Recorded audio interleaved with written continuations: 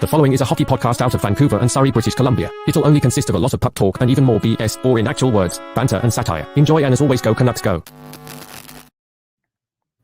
What? Are you serious? I just paid rent. Trevor. And the Oilers continue to live rent-free in my mind. Leon Draisaitl signs, and how does that relate to anything Vancouver Canucks? Man, oh man, I'm petty. Beggsy isn't. Let's talk about it.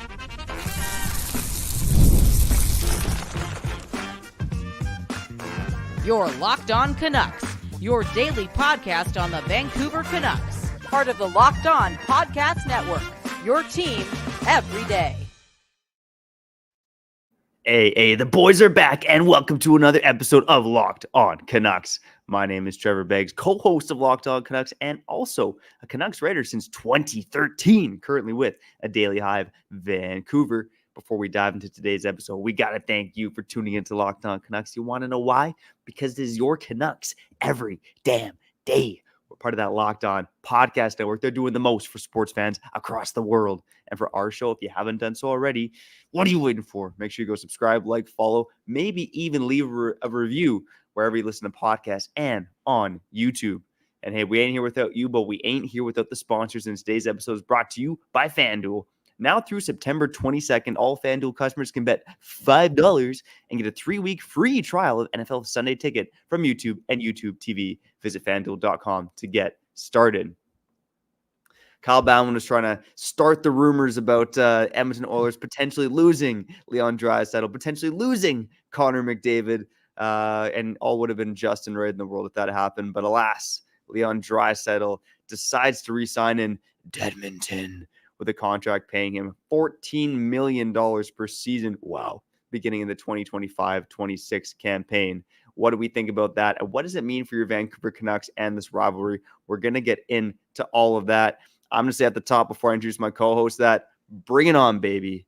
Bring it on, okay? Ooh. I want to see this become the best rivalry in hockey. It got off to a damn good start last year with the Canucks kicking some ass in the regular season, pushing the Oilers to Game 7 in the second round. The rivalry is just beginning, and it's here to stay for years and years ahead. Let's go. Let's do this. Canucks, Oilers, make it the best rivalry in the NHL. Let's go, baby. And let me introduce my co-host, okay? I think you might be feeling a bit differently about this, but Kyle Bhawan, first and foremost, I miss you, brother. Welcome back. How you doing? Yeah, and I love you too, man. Straight up, man. We got to keep saying that every day, man. Rest in peace to Matthew and Johnny Gaudreau. Still feeling the effects of that. One love to their families, and yeah, condolences, man. Straight up. Yeah, Leon Draisaitl, man, signs a big deal. $14 million a year for 8 more years. That's also meaning that we're going to see McDavid do the same pretty soon, for real. Apparently, Draisaitl did a lot of research before signing his life away to Edmonton, and you best believe a lot of that research had to do with confirming the notion that McDavid is going to stay there for a long time as well. And as Trevor alluded to in his little spiel, that means if the Canucks continue to rise up the rankings and stay competitive, that, yeah, this is going to be the greatest rivalry in hockey, right? 2 competitive teams, 2 Western teams, throwing in the dynamic play from both teams, but more specifically, like having to go up against 2 of the best players ever, because that's the truth. We're talking about 2 of the greatest playoff performers ever, too. Leon Draisaitl, right up there with Mario Lemieux and Wayne Gretzky, right? Same thing with McDavid. It's crazy. It just adds to the pot, adds to the fuel, and adds to this belief that the Canucks, they slipped up, dude. This is why I'm emotional, man. They slipped up. I hate to be in the past. We're September, new season, around the corner. But what if? Yes, what if the Canucks do defeat the Oilers in Game 7 or round 2? What if they defeat them in Game 6? Is this contract happening? Probably not. We killed the Oilers, and we let them off the hook, and now they're going to be around for a long time. And Trevor, you're a brave guy. You say bring it on. I say bring it on too, right? I'm gonna get stronger from this. I'm going to be confident. But man, oh man, I cannot stop thinking about the fact that, again, we let them off the hook. Yeah, and you kept talking about that during round 2 as well, right? About let's end the dynasty. We're going to end it right here. I think that was a common refrain when you and I were chatting on this program, Locked On Canucks, back in May. And yeah, that would have been something else, man, honestly. And I actually spent some time over the weekend, actually last week when my son was sick and I was at home, and I watched the series rewind of Vancouver and Edmonton on YouTube. Yeah, I'm a masochist, man. I like the pain But there's also some beautiful moments in there too. And there's moments you forget about as well. I know like Quinn Hughes had a shot through traffic. I think it was in game 2 and the Oilers won in overtime and Stuart Skinner just got a piece of it in time.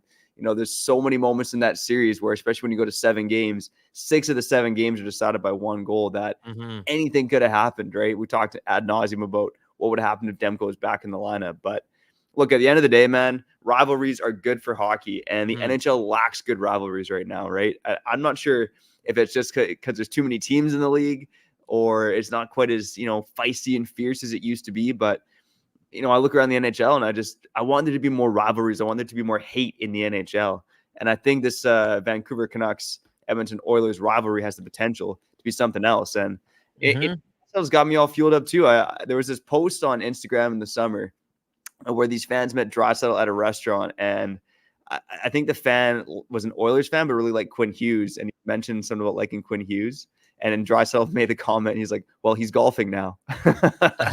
Just ruthless stuff, and it grinds my gears, man, because of course I don't want to see Quinn Hughes golf, and I want to see Quinn Hughes and the Vancouver Canucks playing in the Stanley Cup final, but there it is. Yeah, man, oh man, and Draisaitl, like obviously with the Shilov's comment as well, the guy, he's driven, but he can also be a bit of an a-hole by the sounds of it too. So he's a guy, for me, that's easy to hate. He's making the big boy bucks now, but I definitely want to see the Canucks, be pushing Draisaitl around a bit next season, because this guy has torched us in the power play over the years. They did push him around. Didn't they break his rib? Like they did everything. In fact, pretty much after like game 6, game 5, like Draisaitl wasn't really the same player. I feel as if he picked up 60% of his points during that playoff run in the first like 10 games. But the guy's an absolute warrior. And, the whole POS thing, his bite, his dirtiness, his mouth, you tally that up with, again, the amount of skill. But again, we're talking about Mario Lemieux-esque, Wayne Gretzky-esque. It just makes the route harder for the Vancouver Canucks, which isn't the worst thing. I mean, it's only been 55 years, and the Canucks have not won a Stanley Cup. It's only been like 57,000 years, and the Canucks have been past the second round 3 times. Like, no big deal. Just who cares? Make it harder for us. Who cares? But man, oh man, like I said, it would have been. You use the word dynasty. I think you use that loosely, and just it's early in the morning, and it's the first day after Labor Day. There's no dynasty with the Edmonton Oilers, but there could be. There could be now, because those guys are staying around for a very long time. They almost tasted the water at the mountaintop, and they're going to be driven. The Oilers are going to be a tough beat for years and years and years to come. And more specifically speaking, this season, I know they lost Holloway, Broberg, McLeod, Fogle, blah, blah, blah. But again, they have Mario Lemieux and Wayne Gretzky playing for their team. Speaking of which, this made me think a lot about Pettersson too, okay? Straight up. Everyone's talking about the $14 million Draisaitl's going to be making in like 12 months, blah, blah, blah, for 46 years. And I'm here thinking about the 11.6. Is it 11.6 or 11.3? Anyways, it's the 11. Yeah. It's the $11+ million that Pettersson's going to make this season. And that's kind of nowhere close to $14 million.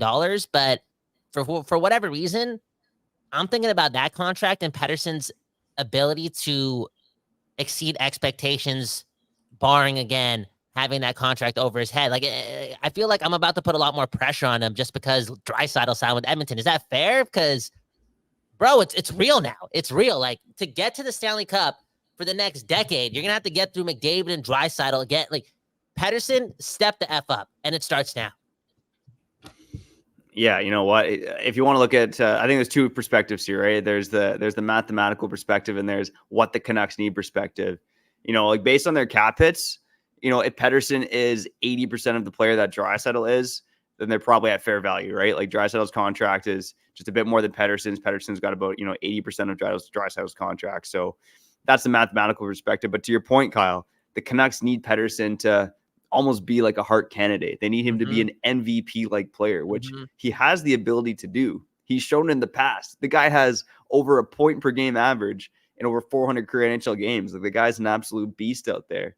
And again, I think we both like to think that the best version of Pettersson is yet to come, but he's going to enter this season with some trepidation, right? I think a lot of Canuck fans, even the big Pettersson believers like you and me, are probably feeling a little bit nervous about what this guy can do enter next season. Because of the slow finish last season, because of the mediocrity in the playoffs. Not even mediocrity, he was just flat out bad. Yeah, the Canucks need Pettersson to be an elite player. And can Pettersson be a better player than Draisaitl? That's asking, to me, that's probably asking a bit much. I mean, Draisaitl's a pretty damn good hockey player, but he's got to be on that level, right? McDavid's on a planet of his own, but Pettersson needs to be on that Draisaitl tier if the Canucks are going to beat this team first and foremost, and secondly, win the Stanley Cup. That would be tough. I mean, like, that'd be super tough for Pettersson to be on the Draisaitl level. I mean, this dude's incredible. Like, if McDavid is 99 overall, Draisaitl, when he's firing at all cylinders, he's like 97, ironically, overall. And there's been a lot of cases where he's a better playoff performer than McDavid. That's just the truth. Again, if you want to say Pettersson has to be 80% of the player Draisaitl is, sure, that'll be good enough. Just come to play the whole way through. And when it comes to be April and May, point per game minimum. You know what I'm saying? Point per game minimum. It's just the truth.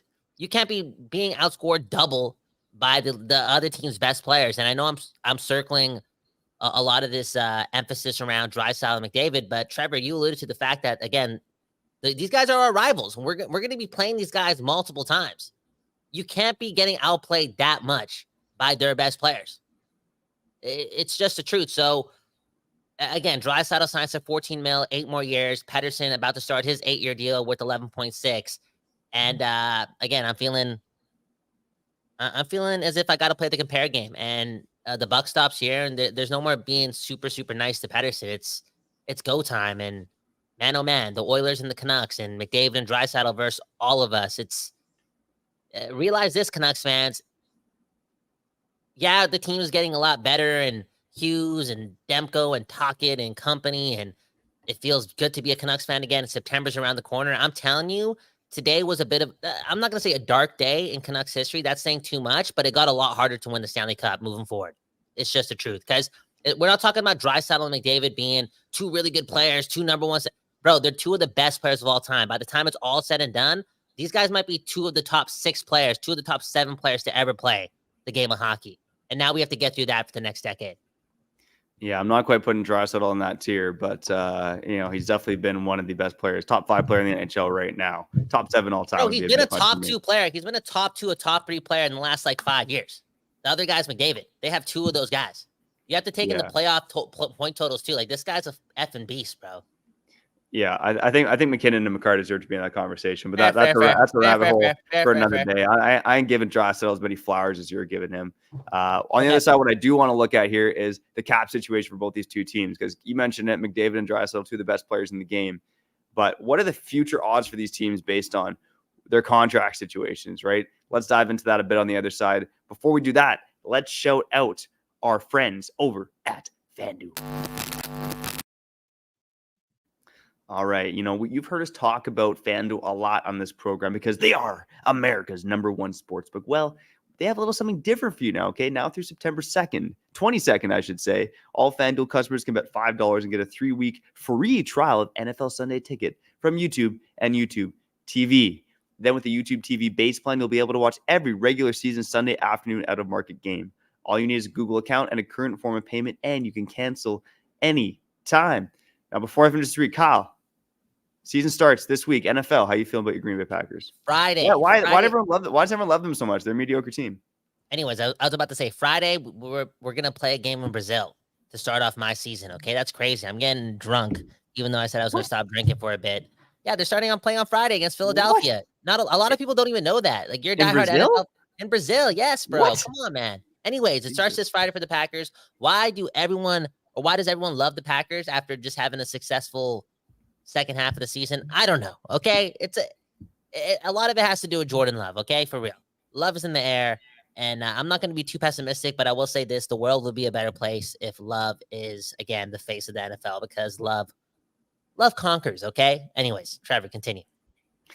All right. Well, we'll see how it goes, man. I think my Seahawks are going to finish better than your Packers. Let's go, man. Ride the Geno Smith train, and make sure you go visit FanDuel.com and download America's #1 sportsbook. Boom, bam.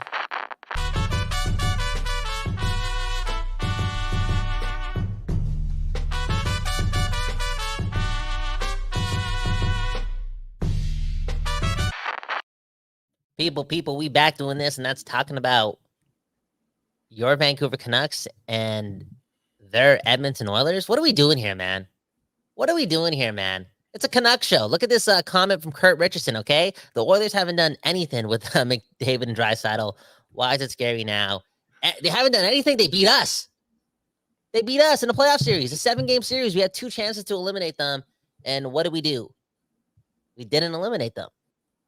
Bro, again, not having a Stanley Cup, I kind of want it to be easy. I'm not going to lie. And what happened today makes that a little bit harder. Thankfully, though, I like it hard, man. I like it stiff. I like it rough. Whatever gets the job done. Anyways, Trevor, what other thoughts do you have surrounding this topic again? Draisaitl signs, the whole Pettersson thing. It's his time to wake up. What else is on your mind?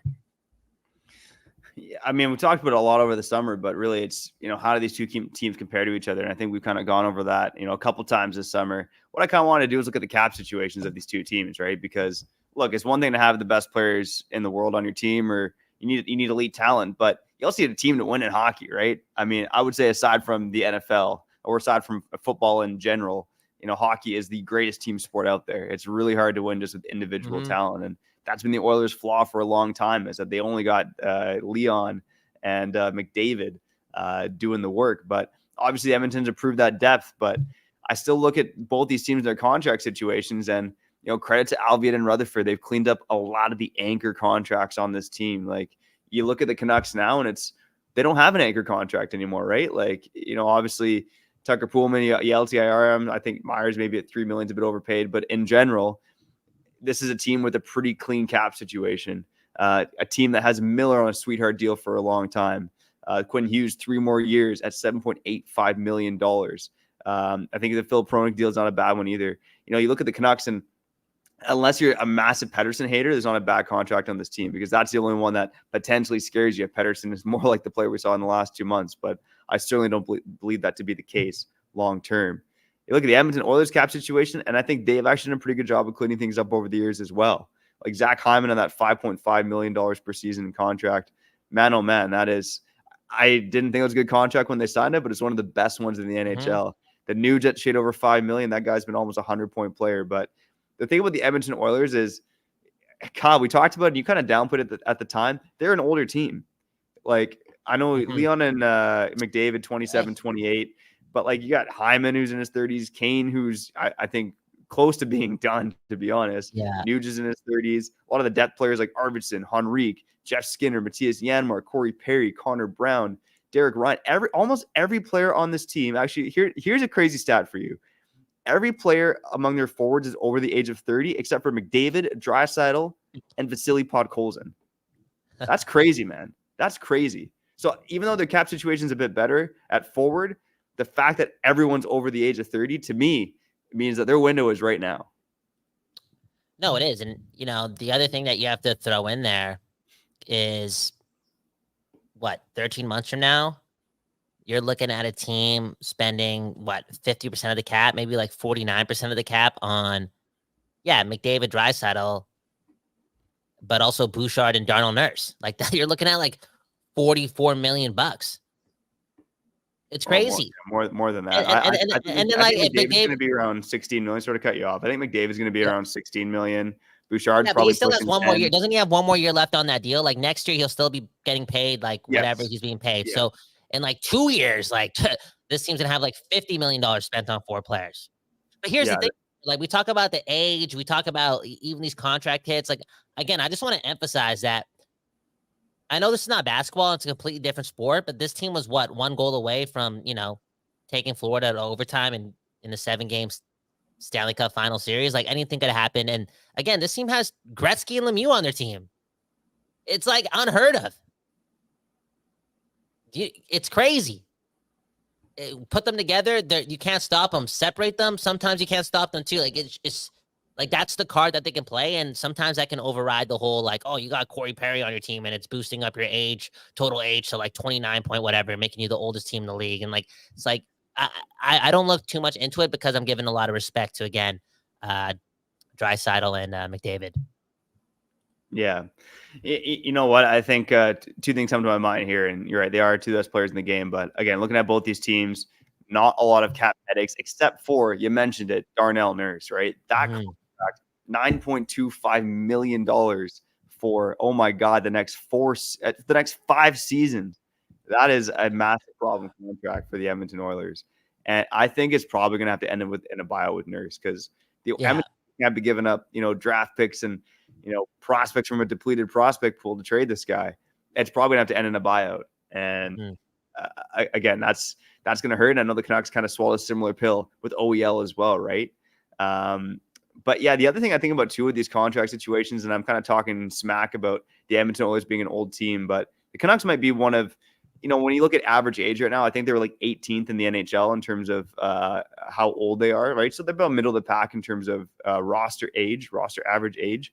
But a big guy there, JT Miller, I know he's only 31 years old, but the window on JT Miller, like if JT Miller does start to decline, that would really change the outlook of the team, because again, they don't have a great prospect pool, right? You got Lekkerimäki and Willander and a bunch of dart throws. Now, again, this is a management team in Alvin and Rutherford that I think is pretty bold. I think they deserve a lot of trust, right? Alvin was one of the best GMs in the league last year, whereas the Edmonton Oilers hired a bit of a dirtbag. So, I trust the Canucks in terms of their team building moving forward. But again, I think that's the kind of tug and pull, right? The Edmonton Oilers got two of the best players on the planet. I think the Canucks, probably have a better team in general based on what I'm projecting Alvin and Rutherford to do moving forward. And another comment from Kurt Richardson, kind of cementing what Trevor's saying, right? There's no Demko in that series. Our depth killed us. No Pettersson in that series. We are a much better team if, all things go correct for your Vancouver Canucks. On the other side, let's do it. Let's read some comments, and then I'm going to ask Trevor, like, how do you feel as if, again, it was a 1-goal game. We were right there, almost beat the Oilers, but how do you feel? I guess, what's the equation in beating the Edmonton Oilers? Like, how does this version of the Canucks do it? Look at all the new signees, all that jazz. Trevor will answer that question after the break. Who we shouting out? Let's also get to the comments. Some people calling out Rick Tocchet too in the comments too. We're getting emotional. Like, everyone's going back to Game 7 on May 20th or whatever, okay? It's crazy times, man. Again, I just want to say this again. We were a win away from ending everything Oilers, okay? Draisaitl's not extending, okay? He's not extending before the season starts if we beat the Oilers. And then you never know. 14 months from now, 15 months from now, 20 months from now, McDavid's not playing for the Oilers, whatever the math is. Like, we're that close from ending the city of Edmonton. Close, but not quite. But it is close. Us coming back on the other side. No ad read for me. Pausing for an ad break here, and we'll be back here on Locked On Canucks.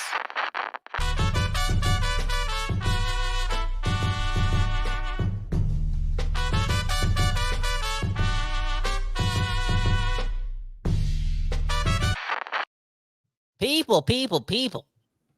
We back doing this. And I promise you, we're going to be talking more about your Vancouver Canucks to end off the show. A lot of Angus beef talk, a.k.a. Albertan talk, a.k.a. German talk, a.k.a. Leon Draisaitl signing a $14 million deal for 8 years. Like, are you serious? The first day back at school and this is the information I get? Unreal. That being said, your Canucks, yes, your Canucks, and Rick Tocchet, a better team according to Trevor Beggs and a lot of people in the comments below. Man, oh man, Trevor Beggs, take it away. Answer the question. How did the Canucks beat the Oilers this year in the playoffs? I think it comes down to a couple things. I think it's depth and more specifically speed. Again, we talked about the Edmonton Oilers, bit of an old team, especially up front. The Canucks, in terms of players they added this summer, a lot of them are pretty fast guys, right? Daniel Sprong, not good defensively. He's a fast hockey player. Dandon Hine and Kiefer Sherwood, fast hockey players as well. I think the Canucks have done a better job of emphasizing speed up front. Now on the back end, it's the complete opposite. They got a bunch of slow guys there, but we're talking about the keys to beating Edmonton. Adam Foote's a key for me too. Like, Adam Foote has a massive job ahead of him, and we might talk about that later this week as well. Maybe the toughest job in hockey. But it's the speed up front, overwhelming the Oilers with their 4 lines. Again, Oilers fans, they were coming after me saying our forwards are way better. Look, I think the Oilers forwards are better, obviously because of the guys up top, but I do like the Canucks in terms of their 4 lines, probably better than what the Oilers can roll out in their bottom 6. And the other big one is goaltending too, right? Like, that is the massive trump card that the Canucks have over the Oilers. Like, you look at this team right now, and they're putting all their eggs in the Stuart Skinner and Calvin Pickard basket. To me, that is a dangerous game for a team with win now aspirations, right? Like, I think the Canucks have said have a 3-year window.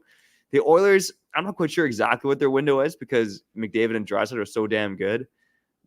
But 3 years even seems to be a stretch based on the players they have on the roster. How good are Nugent and Hyman going to be in 3 years? Who else is going to step up on this team in terms of young forwards?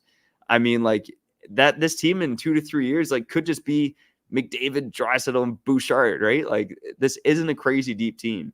And it's deeper now than I think it might be in a couple of years' time. So I think, again, in terms of being the Oilers next season, that's what matters first and foremost. It's, I think the speed and the forechecking that Talk implements is going to be big up front with the forwards, and the goaltending's got to be better with Edmonton's putting out, and I believe it will be. Yeah. And bro, Trevor, to be honest, maybe we need to chill this week so you can slap me, slap me around, put me in a chokehold, DDT me, okay? Hit the swanton bomb on me, okay? For real, because I don't know where this pessimistic energy is coming from. I think, honestly, I'm a little tired post-Mexico trip, and I haven't rested well. I'm also starting to feel like a little fever creeping in. Even yesterday, man, I pulled up to the gym, and I parked like an asshole. And some dude was trying to open his car next to me, and I just looked at him like, that's not me. That's irregular behavior for me. I don't know where this is coming from, but all this talk about the Oilers goaltending and how much you're poo-pooing on them makes me want to think about the Canucks goaltending and like, where's Demko? Is Demko in Ukraine, or not Ukraine, but like, is he in like Amsterdam getting like a special procedure done? You know what I'm saying? Like, is he seeing some specialists out there to get this secret Kobe Bryant-esque surgery done on his knee? You know what I'm saying? Like, where is he? And if he's not there, bro, we got Shelovs. You get what I'm saying? I'm just not at that point right now, giving the Canucks all their flowers and all the respect based on 1 year of success. And I've said that multiple times this summer. I'm optimistic. I want us to win the cup. I say we're stacked. I know we have a lot of talent on this team, but it's hard to win. And that Oilers team, as much as I hate them and they're living rent-free in my head and I'm so petty and I hate playing against Draisaitl, all that jazz, that same Oilers team went from last to almost beating the Canucks in the Pacific Division, and then went from being down 3-2 to the Canucks and then destroying them in the last 2 games. Quote unquote, game 7 was a bit of a mismatch, okay? If you take that third period away. Real talk, we're getting dominated. And that same Oilers team came back from a 3-0 deficit against Florida to almost win the Stanley Cup. Like, I'm giving that team a lot of respect. I'm not going to lie, because they proved me wrong a million times last year.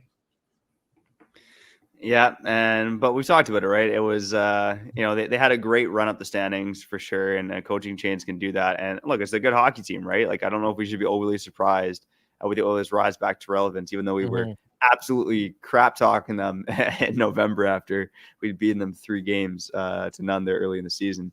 But, the season was crazy. And look, I'm going to bring this comment from Gigatronic. We're talking about the what ifs. If, on a semi-break, we try to tuck it in. If we get a 1-0 lead, as Gigatronic mentions, the Canucks played pretty damn good with the lead this season. So there's a lot of crazy what ifs with this team, with that so series. Many. And man, oh man, I can't wait for these two teams to meet up again in 2024-25 in the regular season for sure. But I believe they're on a crash course to meet in the playoffs as well. Let's get to some more comments to shout out this one from NuckFan77. You know what Rick Tocchet has that McDry doesn't have? Stanley Cups, baby. Stanley Cups. And look, this Canucks organization, they got a lot of Stanley Cup pedigree, right? And not the tainted, dirty Stanley Cup pedigree like Stan Bowman brings to Edmonton, but they got real Stanley Cup pedigree with Tocchet and Foot. Let's go, baby. Damn, that's something else. Look at this comment from Johan. I talked about Pettersson missing in the Oilers series. I talked about Demko missing in the Oilers series. Johan, sick name. I may name my daughter Johan. Okay, my future daughter Johan. Straight up, this is a really nice name. We didn't have Besser in Game 7 either. Okay, if we have a fully healthy roster, we can win the Stanley Cup. We can. I believe that, and we're gonna have to beat the Oilers to get there, bro. Again, it's going to be a lot of fun. It's going to be stressful. It's going to be the greatest rivalry in hockey, the Oilers and Canucks. Trevor, we got to give ourselves a little bit of credit, okay? Back in October, I think it was game two, straight up after we beat the Oilers 8-1, we said it. We said this is going to be the greatest rivalry in hockey, okay? And it's lining up to be that way because both these teams have a lot of top-end talent, and I don't think last year was quote-unquote a fluke for both teams. Like, I think they're going to be on a crash course. They're going to get it done. They're going to meet in the playoffs. They're going to meet in the second round. It's absolutely the truth. Now, Trevor, before we get out of here, let's tease a conversation for tomorrow, okay? I'm going to put it in your head. I'm going to let people comment about this as well. We haven't talked about this much. I don't know. Maybe I missed it on one of your episodes, but you talk about the goaltending being a problem for the Canucks potentially. You talk about the speed and all these new players and the Canucks being more dynamic, potentially helping them beat the Oilers in the future, right? Does Rick Tocchet lay off wanting to be more offensive, which again, he said he wanted to do right after they lost to the Oilers? He admitted it. Like, yo, I should have let these guys have a leash more. I should have let them play a lot more offense, okay? Instead of all this puzzle structure stuff, like that's the next step for the Canucks. Lean into the Pettersson and the Hugheses and lean into that skill. Do you think Tocchet steps away from that or contradicts himself because now we may have Sheilov starting in net in the beginning of the season and not Demko? Like, that's something I want to be put in your head and our listeners' heads before we really dive into this, maybe tomorrow or on Wednesday or Thursday, whatever day it is today, on Locked On Canucks. Yeah, let's get to it. And I did touch on it very briefly on a previous episode of Locked On Canucks last week. Again, if you're not subscribed already, make sure you go subscribe to the channel on YouTube, wherever you listen to podcasts. And we appreciate the hell out of you for tuning in, whether you're an everyday or an occasional listener, a first-time listener, a new subscriber, or you join us on the live show on YouTube. Again, doesn't matter when you're listening, where you're listening. We just appreciate you for tuning in. Nice to be back with my brother, Kyle Bound. Like I said off the top, I love you, bro. Love each and every one of you listening. Go spread that love and positivity out there to your friends, your family, and give some positivity to your Vancouver Canucks, baby. Get Locked On Canucks, your Canucks every day. We got you covered. It's going to be 5 days a week coming up soon, but it might be 5 days a week right now, baby, because we're addicted to this thing called your Vancouver Canucks. But yeah, we got to get out of here. I'm Trevor Beggs. That guy's Cal Bound, and you've been listening to Locked On Canucks. Subscribe, hit the like button. Christmas is coming up. And yeah, I want to buy gifts for my beautiful friend, Trevor Beggs.